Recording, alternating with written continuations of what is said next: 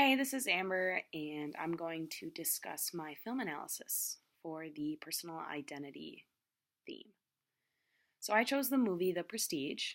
It took me 2 days. I split it between 2 days. I watched some of it. I watched the first half and then the second half. I chose it randomly.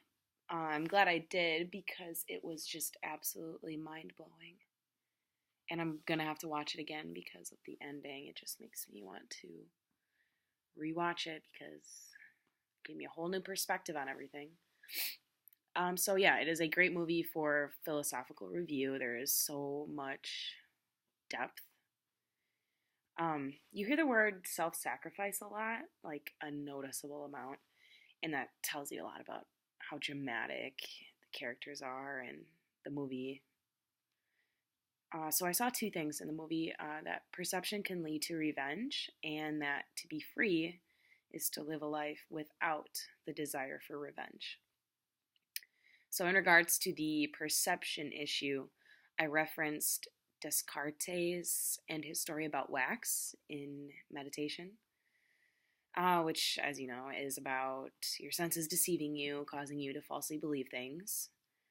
Obviously, this is relatable to the Prestige movie because this movie is centered around magic and magic tricks. And in magic, you're constantly being fooled. Your senses are always being fooled.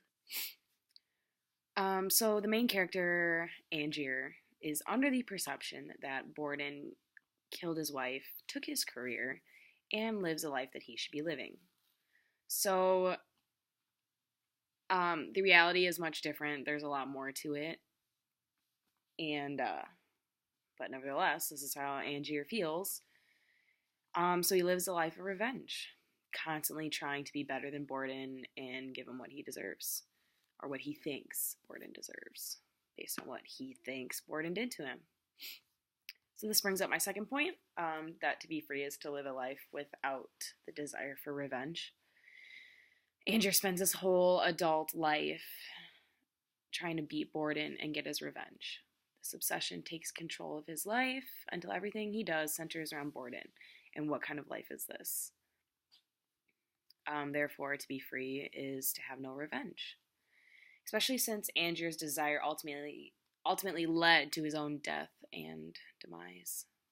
First, it led to him not having a career in magic, and then his death by Borden himself.